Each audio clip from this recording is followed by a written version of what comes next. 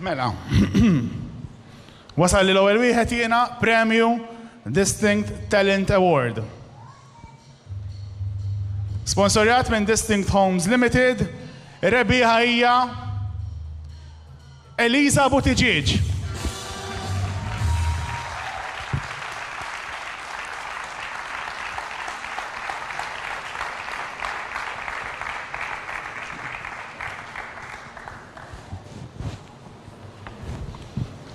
Proset ħafna Eliza. Proset tassew. Jekk mi sesbar kienet f'kategorija B. Anzi, kategorija A, skużawni. Mill-iżżar, eżatt. Mela, naddu. Naddu għal-tieni għal-post ta' kategorija A. Mela. Fudu paċenzja. Tuħ flimkien. Mela, ir-rebbieħa hija Krista Kirkop. Mela, skuża, hija ir-runner-up ta' kategorija A. Ħanibdew bit-tieni post u mbagħad l-ewwel post.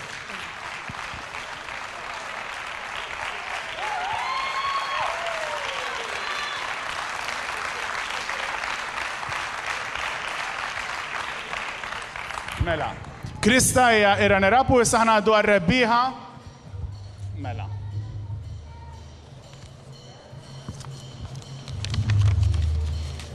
Ir-rebbieħa ta' kategorija A.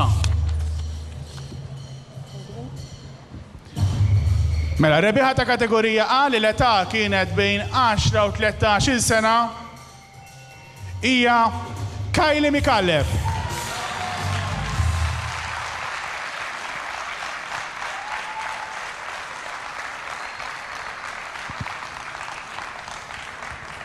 Proset tassew, Kylie.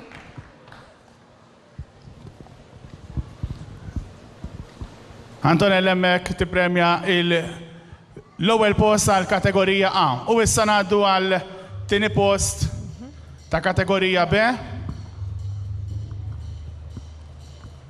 Ippreżentat ukoll mill-membru tal-ġurija Silvana Attard. Mela. Dik.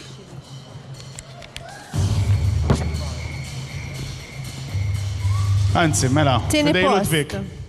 It-tieni post tal-kategorija B hija Maja Kawki.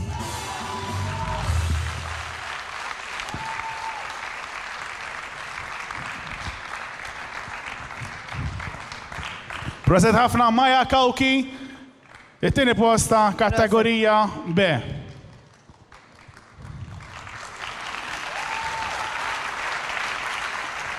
Issa jmiss l-ewwel post ta' din il-kategorija u nistieden l-Sindku tal-Belt Victoria Sur Josef Xkembri.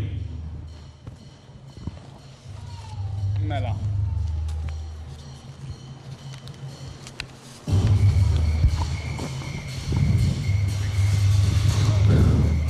Ir-rebbieħa ta' kategorija B li l-età kienet bejn 14 u 17 sena hija Eliana Gomez Blanco. Proset ħafna, Eliana.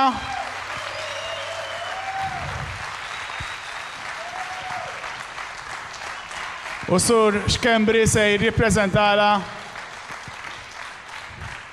l-unur ir-rebħ ta' din il-kategorija. Proset ħafna, Eliana.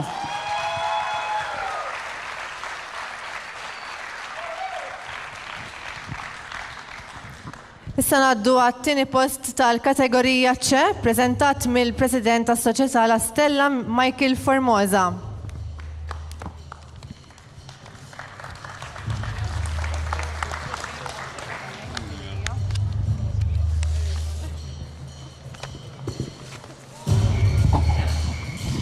Ir-rebbieħa tat-tieni post hija huwa Bradley De Bono.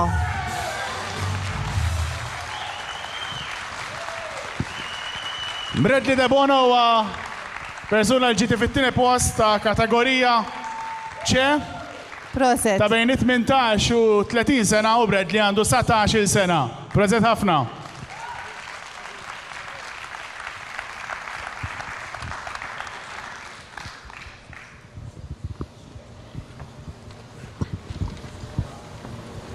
Mela, ħanħandiħ biex tiftħu inti Pauline.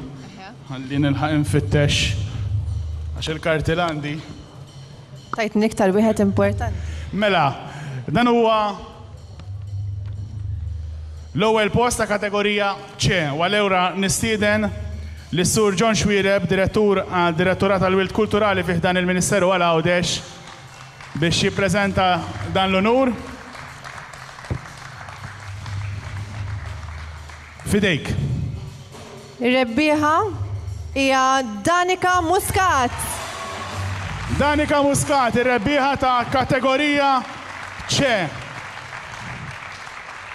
Ta' l-etajiet bejn 18 u 30 sena ta' tielet edizzjoni tal-Festival Kantamana. Proset ħafna Danica.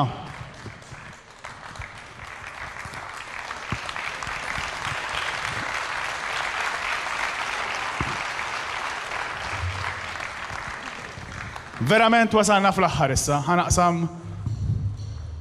il-fliegu din. Mela.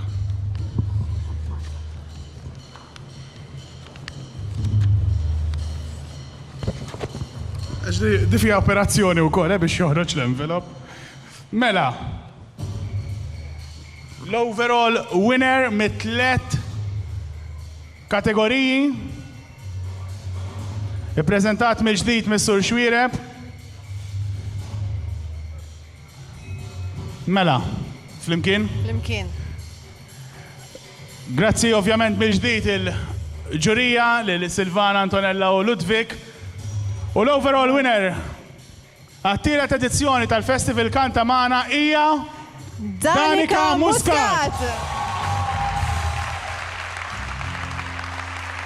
Proset ħafna Danica Muscat, ir-rebbieħa overall għat-tielet edizzjoni tal-Festival Kantamana. Nistidnuk fuq il-park biex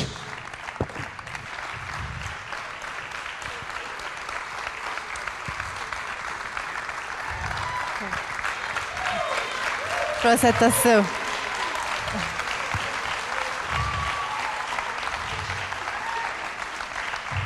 Proset ħafna lil Danica u proset lil dawk kollha li kienu involuti fl-organizzazzjoni ta' dan il-festival il-lejla. Grazzi ħafna wkoll il-membri tal-ġurija, grazzi lill-sponsors u għana ma fadlinna xejn. Ma fadal xej iktar li nirringrazzjaw lilkom tal-li kontu għedin nissegwuna u dawk li għedin jarawna wkoll minn fuq it-televiżjoni. U nisimaw il-kantanta rebbieħa bil-kanzunetta tagħha fl-imkien mal-band The Capitals għal darbohra. Grazzi ħafna.